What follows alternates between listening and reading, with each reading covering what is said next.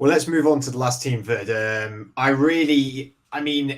Oh no, everything's up. Everything can only go up, right? I mean, you have such a terrible season. You have the number one pick in the draft, but you don't because you gave it to the Bears with the DJ Moore trade.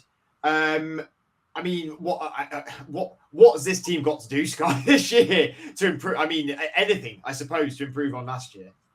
Yeah, I guess like you said, the only way is up, right? For Carolina. If we're going to focus on some positives, I know they've probably done not every team does the obvious. They've invested in some, albeit expensive, some guards to help their O-line. Bryce Young should hopefully have a better year. In a weird way, he did get what almost teams have tried to avoid nowadays. He got the full rookie experience, didn't he? A 2-win season and getting absolutely hammered week in, week out, which is a shame. But I'm intrigued to see how Jonathan Brooks does at running back. They've got Trevin Wallace, good young inside linebacker. So I think there are positives in terms of it's a transition season and they seem to have drafted well and put themselves in a position to hopefully get better in years coming forward. But it's going to be hard for them to avoid another. I'm thinking at least 12 losses. I think it's more just about development. Have you got a ceiling for them as to like what you think is going to be the best for them? The best, yeah. Like if everything goes amazing, everything goes right, everyone hits 7. Okay, 7 wins. Sorry. 7 and 10 would be the best I'd see for them. Okay, yeah. But other than that, again, even though it's a poor division, there's teams where the Bucks have just been to the playoffs. The Saints have got a good defense. The Falcons got a good offense. There's just so many things where, like the Panthers, what do they have that's good?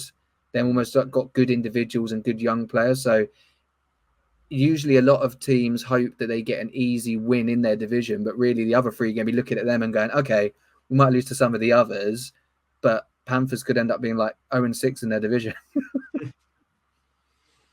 Obviously, something we've not touched on yet, Adam, is the departure of Brian Burns as well from New York Giants.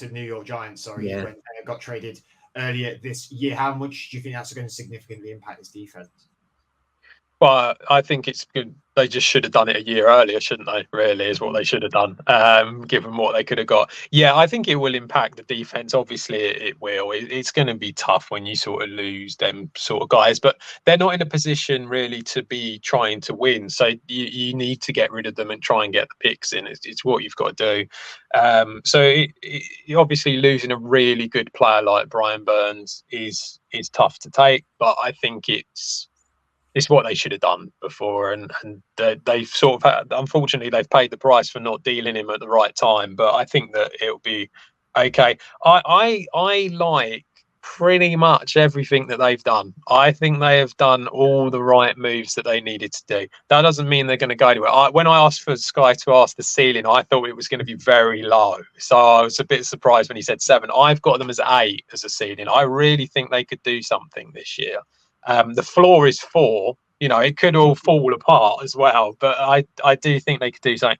I really like Dave Canales as head coach. I think he's going to be great for them. They've got rid of a lot of players that you could argue was pretty much deadwood. There's the only ones really that I'd come out and say that are probably going to be bad. Brian Burns, obviously.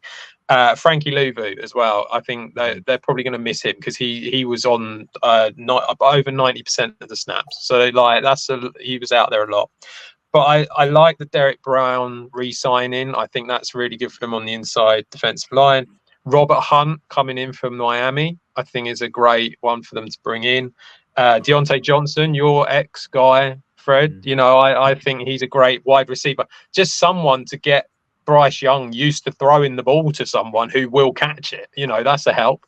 So I think that he'll do well. And I love the draft. I thought the draft was really good. Xavier Legette, I think, is a really good wide receiver who could do well. As Sky mentioned, Jonathan Brooks, he's not going to be fit, is he, for the first few weeks, unfortunately, but he's definitely someone for to get used to the NFL and then do well next year.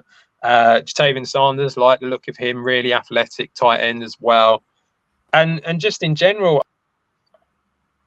you've got better coaching, better O-line, better wide receiver. I think they've done everything right, but they won't be winning too many games. But like you say, it can only get better. The reason I said 7 was because I had a look and they haven't had over 7 wins since the 2017 season.